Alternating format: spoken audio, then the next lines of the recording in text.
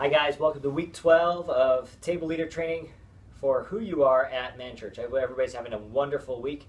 It was great getting to see everybody last week after a few weeks off. I hope everybody had just a, a wonderful time coming back together, hearing Ray's in my opinion, a powerful testimony.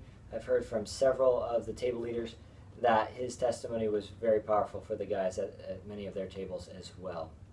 This week we're going to be talking about senior life, but before we get into that, I want to talk a little bit about Chapter 48 of Making Small Groups Work on Grieving.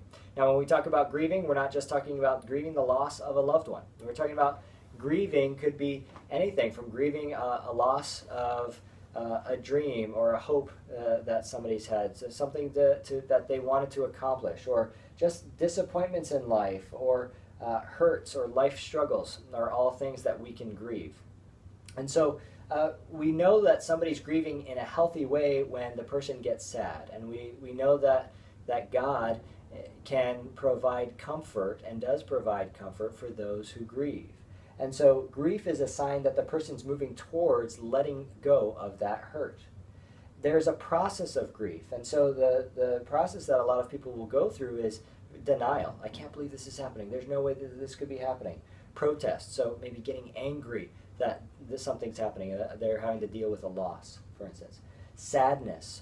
And then loss and resolution. So just kind of an acceptance of that loss so that they can move forward and continue. And this is a process that can't be rushed. And so it's important to recognize that there's not a time frame really on the grieving process. The group then needs to be a safe place that allows the grief process. So providing support, providing structure, and allowing the time it takes to grieve.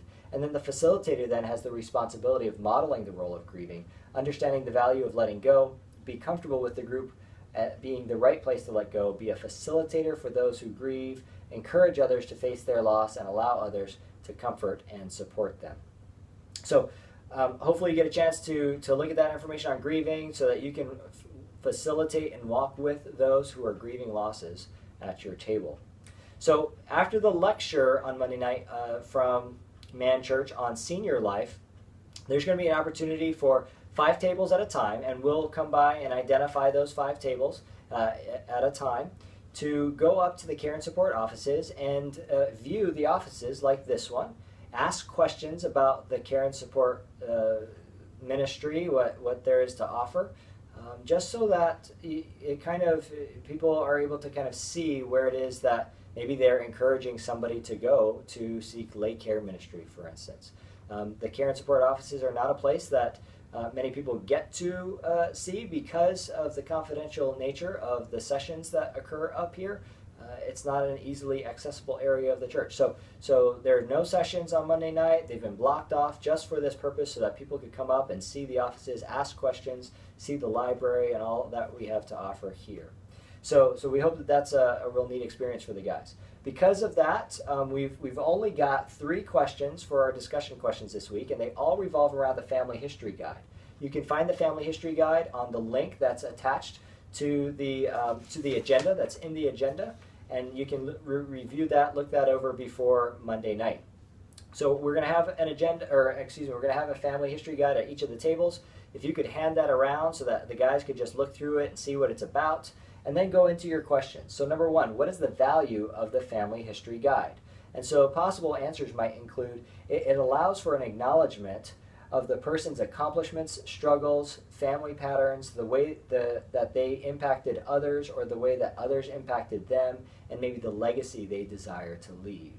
Number 2, how might you use the Family History Guide? So you could use it, some answers might include that the person might use it to share stories with other members of their family so that they can pass that legacy on. Or it could be used as kind of a way to interview somebody in their family that they want to find more information about. So information about that person or their life or their family. So just a way to honor their experience by understanding what they've been through. And so as people go through a Family History Guide, and some of your guys might want to go through the Family History Guide, they might discover areas where they need more growth or they're seeking more growth. And so next week at Man Church, we're going to be talking a little bit more about the next steps. So where do you go from here? As you're wrapping up the study, where it is it that maybe there's opportunities for continued growth? Where is it that those growth opportunities could occur? And number 3, what kind of legacy do you want to leave? So there's lots of different answers here, but again, guys might say things like about wanting their children to write a life review on themselves that's favorable about them, right? Leaving a legacy of what are the other people in my life going to write about me, or what is their experience going to be like from my perspective?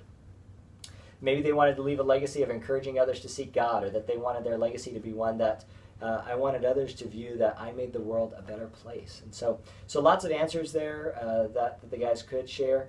Again, not real long, but if there's time left over, I'd really encourage you guys to use that for a time for fellowship with the guys if there's any of that time left over. So thanks so much, guys. Look forward to seeing you on Monday night. God bless.